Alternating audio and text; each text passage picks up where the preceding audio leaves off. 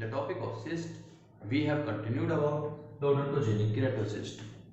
जैसा कि आप सब जानते हैं कि पिछले लेक्चर में हमने डिस्कस कर लिया है अबाउट द ओडोंटोजेनिक केराटोसिस्ट में, that is introduction, clinical feature and their aetiology के बारे में।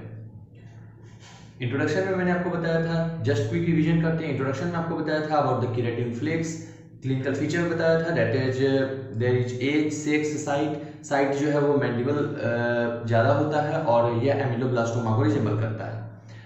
उसके बाद क्लिनिकल फीचर में मैंने आपको बताया था पेन वगैरह होता है, पेनफुल स्वेलिंग वगैरह होता है, ये सब आपको डिस्कस कर चुका हूँ आपसे कि कैसे सेकेंडरी लीजन बनता है, कैसे पेन होता है, ये सब डिस्कस हो चुका है। एटियोलॉजी में बात किया था डेंटल लामाइनस ओरिजिन के बारे में and the cell rest of Serres के बारे में and proliferation of the epithelial cells के बारे में, बेसल लेयर। उसके बाद एक एटियोलॉजी आपको बताया था that is about the tumour suppressor gene के बारे में, that is tumour suppressor gene का जो क्लोनल हेटेरोजाइगोसिटी है वो डिसकंटिन्यू हो जाता है, लॉस हो जाता है, जिसकी वजह से ट्यूमर जनरेट होता है। तो तीन एटियोलॉजी बताया था, उसका क्लिनिकल फीचर्स बताया था आपको। अब बात करते हैं अबाउट द रेडियोग्राफिक फीचर, उसके बाद सैटेलाइट सिस्ट के बारे में, फिर histopathological feature, then their treatment plan and the reason of reappearance of the odontogenic keratocyst. तो आइए डिस्कस करते हैं। इन द रेडियोग्राफिक फीचर हम डिस्कस करेंगे that is this cyst is unilocular. मतलब क्या है कि ये सिस्ट जो है ये यूनिलोक्यूलर हो सकता है, सिंगल लोक्यूल बन सकता है, एक सिंगल एरिया दिख सकता है इन द रेडियोग्राफ, या फिर मल्टीलोक्यूलर देखने को मिलता है। अब एक क्वेश्चन आएगा मन में कि सर ये लोक्यूलर यूनिलोक्यूलर कब होगा, ये मल्टीलोक्यूलर कब दिखेगा। यूनिलोक्यूलर जो होता है वो जब छोटा सिस्ट होता है, when the cyst size is small it seems like a unilocular, but जब ये सिस्ट का साइज लार्जर हो जाता है, when the cyst size is large enough it seems like it is a multilocular in the structure. Then there will be radiolucent and the peripheral rim will be well defined. In the radiograph, when you take the OPG or IOPA, you will see that there is a radiolucent area in the jaw in the OPG. OPG में आपको एक radiolucent area दिखेगा और jaw में well defined peripheral rim दिखाई देगा। In the center आपको radiopaque area दिखाई देगा and that will be just because क्योंकि उसमें केराटिन का फ्लेक्स प्रेजेंट होता है, इसकी वजह से ये आपको रेडियोपेक सेंटर दिखाई देगा। क्योंकि जो एपिथेलियल सेल्स होते हैं, आपको यहाँ पे बताया था कि यहाँ पे देखो ये एपिथेलियल सेल है, इन्होंने केराटिन रिलीज किया, ये केराटिन जाकर के बाद में क्या होते हैं एक सॉलिड बॉल लाइक स्ट्रक्चर में कन्वर्ट होते हैं और सॉलिड कैसा दिखता है, रेडियोपेक दिखता है, जैसा कि आपको पता है इन द रेडियोग्राफिक फीचर। ये आपको बताया था कि जब ये सॉलिड ट्यूमर लाइक स्ट्रक्चर में हो जाते हैं तब इनका नाम पड़ता है दैट इज केराटोसिस्टिक ओडोंटोजेनिक ट्यूमर। अब बात करते हैं लीजन। ये जो लीजन होता है, जो ज्यादा एग्रेसिव लीजन होता है, वो मल्टीलोक्यूलर में कन्वर्ट हो जाता है, बता दिया आपको, क्योंकि वो लार्ज साइज में कन्वर्ट हो जाता है।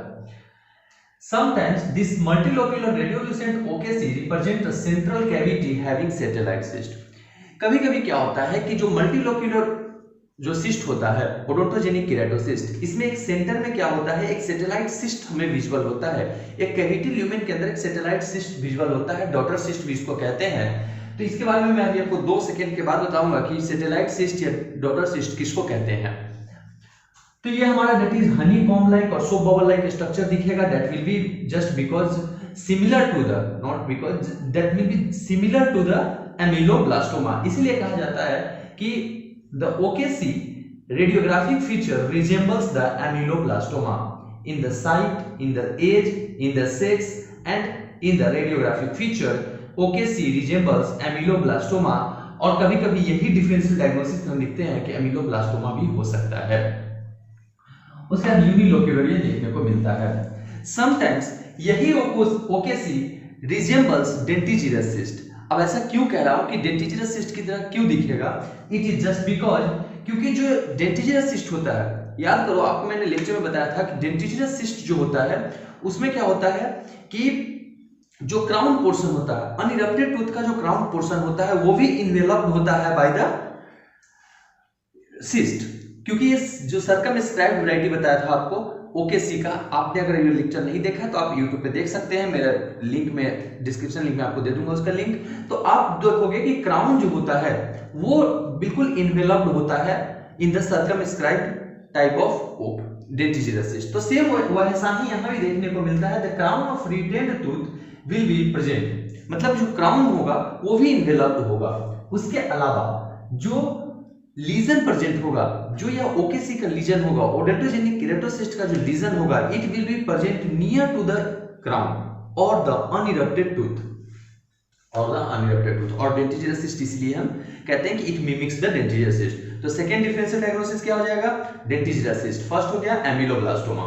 आगे next 20% cases of the multilocular, 20% case जो होता है वो मल्टीलोक्यूलर कन्वर्ट हो जाता है mostly in the larger lesion. जो 20% केसेस होगा वो मल्टीलोक्यूलर में कन्वर्ट हो जाएगा, 80% यूनिलोक्यूलर होगा। अब बात करते हैं जो मैक्सिला का 30% केस है, ओके, एंड मैंडिबल का 50% केस।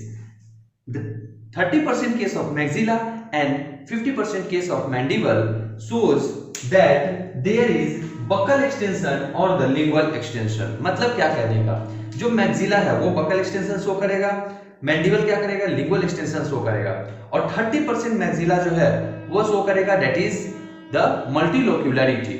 जो 50% मैंडिबल है वो शो करेगा मल्टीलोक्यूलरिटी।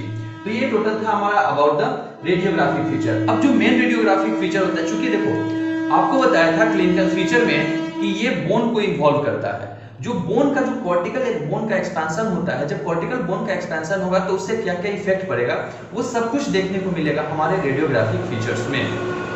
देखो सबसे पहले क्या शो होता है, जो कॉर्टिकल बोन का एक्सपेंशन हुआ तो टूथ का डिस्प्लेसमेंट होगा, तो वो हमें शो होगा कि टूथ का डिस्प्लेसमेंट हो रहा है, टूथ अपने प्लेस से मिसप्लेस हो रहा है, डिस्प्लेस हो रहा है। तो ये देखने को मिलेगा हमें रेडियोग्राफिक फीचर्स में।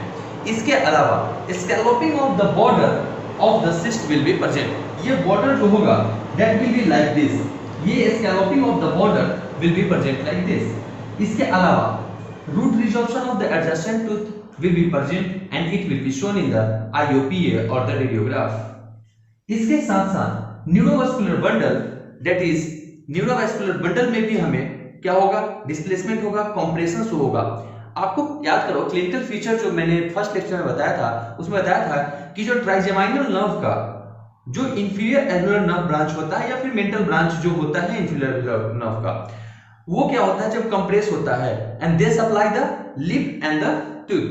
सो क्या होगा कि paraesthesia of lip and the tooth होगा, और ये जो कंप्रेशन है, जो कंप्रेस हो रहा है इंफीरियर एल्वियोलर नर्व, वो देखने को मिलेगा इन द ओडोंटोजेनिक केराटोसिस्ट के रेडियोग्राफिक फीचर में। तो this all characteristic feature will be visible in the case of radiographic feature of the odontogenic keratocyst. एक एटिपिकल मैनिफेस्टेशन होता है, समटाइम्स बहुत कम देखने को मिलता है बट दिखता है, ये होता है that is extra osseous odontogenic keratocyst. Atypical manifestation of the OKC is seen and that will affect the gum, cheek and the oral submucous tissue. This area is called as peripheral extraosseous odontogenic keratocyst. तो ये था हमारा detail all about the odontogenic keratocyst. अब बात करते हैं odontogenic keratocyst का histopathological feature. जो हिस्टोपैथोलॉजिकल फीचर होगा it will show excess amount of keratin. जो एक्सेस अमाउंट ऑफ केराटिन होता है, मैं आपको फर्स्ट लेक्चर में बताया था कि जो एक्सेस अमाउंट में केराटिन प्रेजेंट होता है ये हमारा एक हिस्टोपैथ में भी देखने को मिलेगा और it will be seen in the lumen. मतलब फर्स्ट जो हिस्टोपैथोलॉजिकल फीचर हो गया excess amount of the keratin. इसके अलावा the corrugation of epithelium, one of the most important criteria, one of the most important histopathological feature of the OKC is the corrugation of the epithelium and that is parakeratinized or the orthokeratinized। अब ये जो corrugation of epithelium दिखेगा आप ध्यान से देखना, मैं बता रहा हूं corrugation of epithelium, ये देखो आप, ये हो गया हमारा corrugation of epithelium और ये बहुत इंपॉर्टेंट फीचर है, मैंने 3 स्टार मार्क किया है क्योंकि जो रेकरेंस ऑफ ओडोंटोजेनिक केराटोसिस्ट होता है उसमें corrugation of epithelium का एक रोल है जो कि मैं अभी तुरंत बताने वाला हूं। तो कोरुगेटेड एपिथेलियम पाया जाता है और ये जो एपिथेलियम होता है स्ट्रेटिफाइड स्क्वैमस एपिथेलियम पाया जाता है। The epithelium is stratified squamous epithelium with the corrugation present and it will be parakeratinized in nature but sometimes it can be orthokeratinized. इसका भी एक परसेंटेज सेफर्स में दिया गया है और नेवेल में दिया गया है। ये 2 बुक इनफ है आपके लिए थर्ड ईयर ओरल पैथोलॉजी के लिए और फाइनल ईयर ओरल मेडिसिन में आपको बहुत हेल्प मिलेगा ये सिस्ट वगैरह पढ़ने से। अब बात करते हैं जो यह सिस्ट है, कमिंग टू अवर टॉपिक, ऑर्थोकेरेटिनाइजेशन, पैराकेरेटिनाइजेशन और both the keratin can be present. अब इसका एक परसेंटेज दिया गया है, दैट इज 10% ऑर्थोकेरेटिनाइज होगा, 7 और 8.3% अप्रॉक्स में पैराकेरेटिनाइज होगा और 7.3% केस में both the केरेटिनाइजेशन will be present. ये जो एपिथेलियम होगा ये भी एक इंपॉर्टेंट फीचर है कि 6 to 10 cell layer thick present होगा। 6 to 10 सेल लेयर का एपिथेलियम प्रेजेंट होता है और यह एक टिपिकल फीचर है। और ये जो एपिथेलियम का जो थिकनेस होगा ये एक यूनिफॉर्म थिकनेस में होगा ना। जब एपिथेलियम डिस्कस कर लिया, अब हिस्टोपैथ जब भी डिस्कस करोगे तो एपिथेलियम फिर बेसल लेयर में कैसा दिखेगा और फिर कनेक्टिव टिश्यू में कैसा दिखेगा, उसके अलावा अगर कोई फीचर्स है तो सबसे लास्ट में डिस्कस किया जाता है। तो अब आते हैं बेसल लेयर पे। जो बेसल सेल लेयर होता है, अब देखो क्या होता है कि basement membrane, connective tissue present होते हैं। तो चूंकि रेटर रिजेज जो होता है ओडोंटोजेनिक केराटोसिस्ट में रेटर रिजेज एब्सेंट होते हैं। The rater ridges are absent in the odontogenic keratocyst and it is one of the most important criteria in the odontogenic keratocyst histopathological feature। और जब rater ridges absent है तो connective tissue क्या होगा, basement membrane में आकर के you कोरुगेशन के साथ ही फंस जाएगा। अब जब कोरुगेशन के साथ फंस गया, इसका एक इंपॉर्टेंट फीचर है ड्यूरिंग द सर्जरी और रेकरेंसेज के रीजन में भी आएगा कि कोरुगेशन से की वजह से क्या प्रॉब्लम आता है। तो ये कोरुगेशन रेटेड रिजेज नहीं है तो अब क्या होगा, वो फंस गया करके, ठीक है, जो कोरुगेटेड कनेक्टिव टिश्यू का जो लेयर था वो फंस गया, तो अब ये during the surgery problem cause करेगा। तो ये देखने को मिलेगा हिस्टोपैथोलॉजिकल फीचर में, ठीक है। अब जो बेसल सेल लेयर होगा टॉम शेप्ड का अपीयरेंस देगा। मैंने डायग्राम में बता रखा है कि this will be tomb shaped appearance और पिक्ड फेंस अपीयरेंस।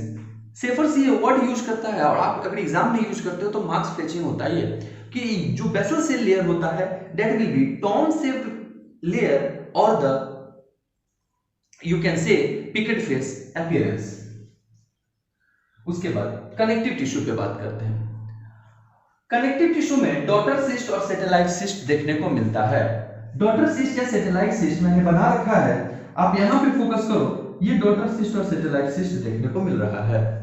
जो कनेक्टिव टिश्यू का लेयर होता है, डॉटर सिस्ट को अगर अलग करें तो डॉटर सिस्ट में कोलुनार सेल्स प्रेजेंट होंगे और ये कुछ इस टाइप का डॉटर सिस्ट प्रेजेंट होगा। ये डॉटर सिस्ट होता क्या है, मैंने आपको यहां भी रोक दिया था कि मैं बताऊंगा आपको। यस, अब आ गया टाइम कि मैं बताऊं आपको कि डॉटर सिस्ट या सैटेलाइट सिस्ट किसको कहते हैं।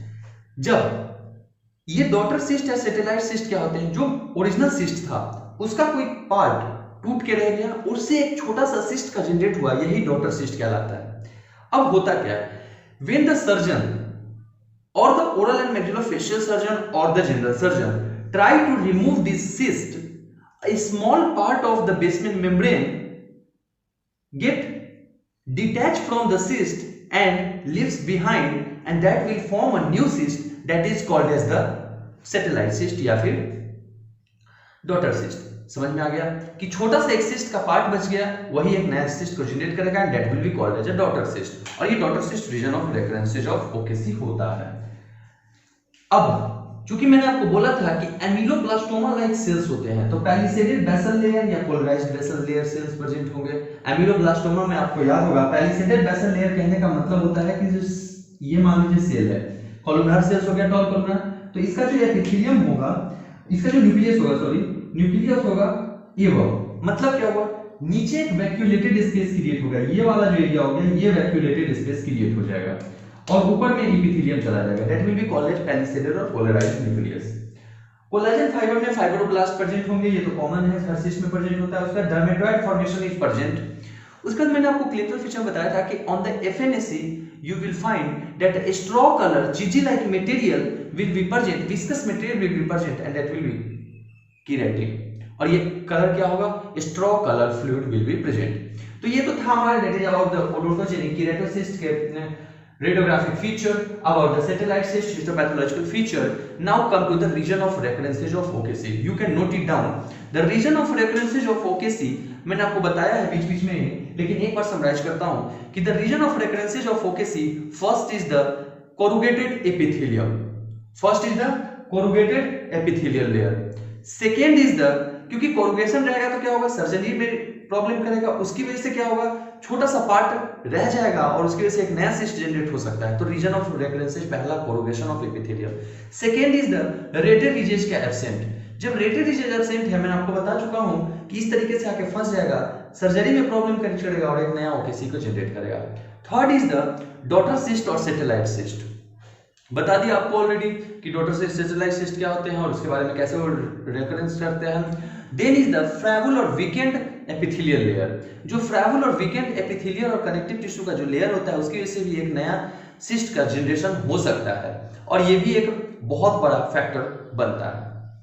इसके अलावा जो नंबर ऑफ माइटोटिक डिवीजन होता है, ओकेसी में बहुत ज्यादा high rate of cell turnover number होता है, उसकी वजह से भी ओकेसी रीजनरेट करता है, देन रेकर करता है। Then come to the in the treatment plan. First surgical extrusion. जो सर्जिकल एक्सट्रूजन होगा उसमें दो तरीके का होगा, इन्यूक्लिएशन एंड मार्सुपिलाइजेशन। अब ये डिपेंड करता है कि सिस्ट का साइज कैसा है। If the cyst size is small, you should go for the enucleation with the curettage, and if